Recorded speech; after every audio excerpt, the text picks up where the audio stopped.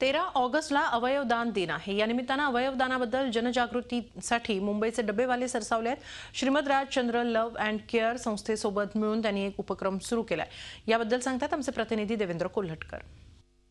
मुंबईकरांमध्ये अवयवदानाबद्दल जनजागृती व्हावी यासाठी मुंबईच्या डबेवाल्यांनी आता पुढाकार घेतलेला आहे। एका सामाजिक संस्थेच्या मदतीने मुंबईचे डबेवाले जे आहेत ते मुंबईकरांमध्ये आता अवयवदानासंदर्भात जनजागृती करणार आहेत। या ठिकाणी आपण बघतोय की मुंबईचे जे डबेवाले आहेत ते मुंबईकरांपर्यंत अनेक डबे जे आहेत पोहोचवत असतात आणि त्या डब्यांमध्ये जे आहेत अशा पद्धतीने एक पॅम्पलेट ठेवलं जाणार आहे। त्यामध्ये अवयवदानासंदर्भात जी आहे ती माहिती आणि जनजागृती केली जाणार आहे।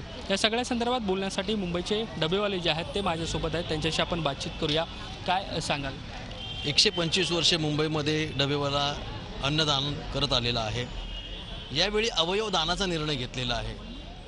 अपमृत्यू झाला, हिंदूचा झाला तर त्याला आपण जाळतो आणि जर मुस्लिमाचा झाला तर त्याला दफन करतो। म्हणजे जे अवयव आहेत, जे कामाला येणारे अवयव ते आपण वाया घालवतो।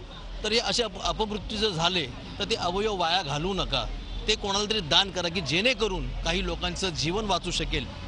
हा जो संदेश आहे मुंबईचा डबेवाला आज डब्याच्या माध्यमातून मुंबईकरांना देतो आहे।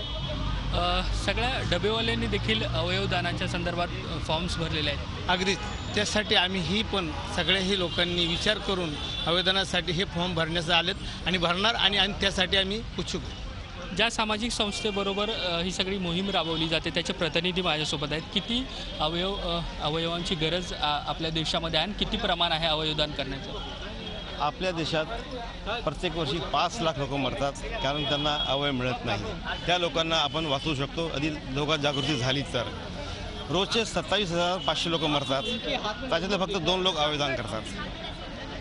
मतलब 0.01% फक्त लोक अवयवदान करतात। आणि आपल्या देशात असं सांगितलं जातं की 11 दिवसात जेवढे लोक मरतात त्यांनी जे आपले डोळे दान केलेत तर आपल्या देशातलं अंधत्व निघून जाईल। पण लोकांना याच्याबद्दल कल्पना नाही आणि लोक अवयवदान करत नाही। याच्या व्यतिरिक्त आम्ही टॅक्सी युनियन, ऑटो युनियन, माथाडी कामगार, BST युनियन यांच्याशी संपर्कात आहोत आणि त्यांच्याबरोबर हा प्रोग्राम राबवणार आहोत। धन्यवाद ही सगळी बातचीत केल्याबद्दल। व्हिडिओ जर्नलिस्ट विद्याधर शिर्केसह देवेंद्र कोल्हटकर, झी मीडिया, मुंबई।